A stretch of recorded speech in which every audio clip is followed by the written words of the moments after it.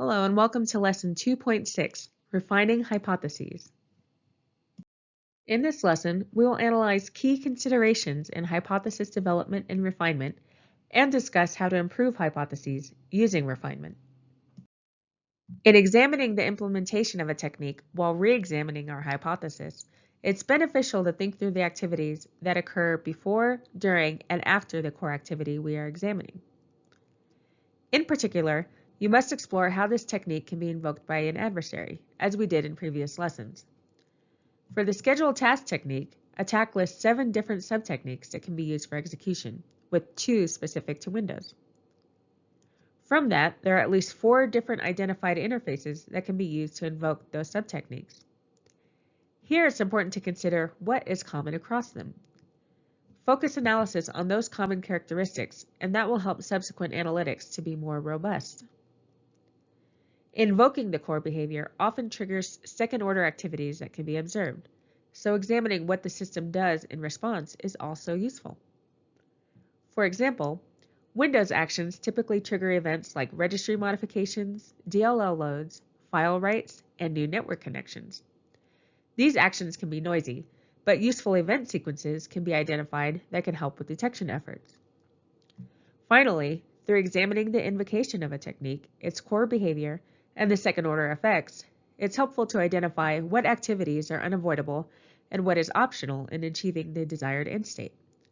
It's important to capitalize on those unavoidable events to maximize the resiliency of our analytic against evasion and reduce data collection and processing requirements. We call these actions invariant behaviors. As we continue to define and refine, it's helpful to consider why an adversary may exhibit this behavior.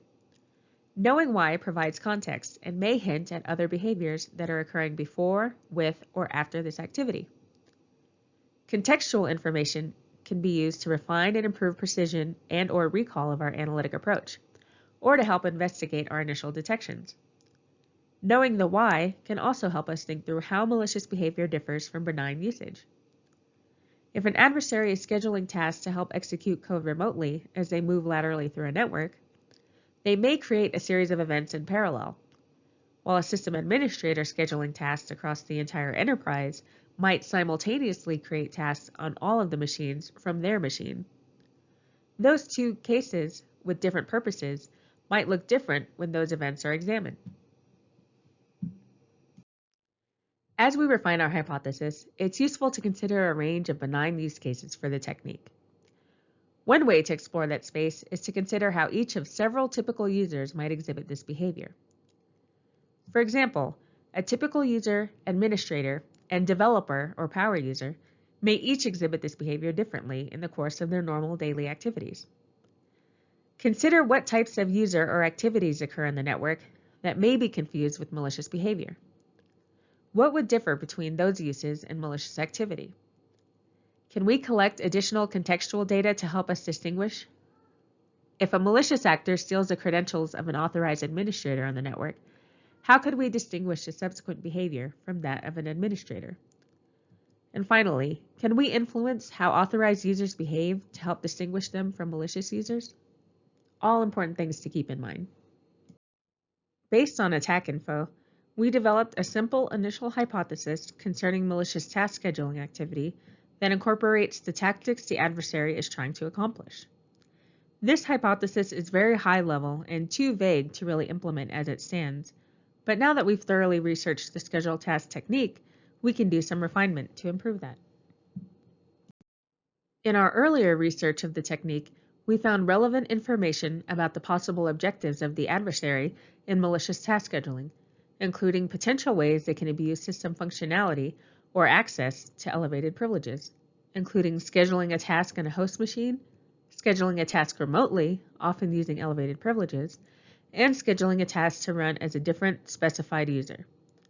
Here it's useful to understand what benign task scheduling looks like to help us distinguish between those behaviors and possibly malicious ones. A typical Windows system may have hundreds of benign tasks scheduled, set to run as a wide variety of users, including some with elevated privileges. So it's worth thinking through how to identify malicious use of the technique amongst the benign activity.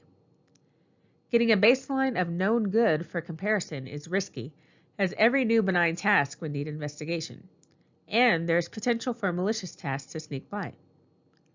To effectively detect these activities, we need to think through how malicious activities can be differentiated, and look for features that could indicate malicious use, such as requests to run with maximum privileges or a request to schedule tasks on remote machines.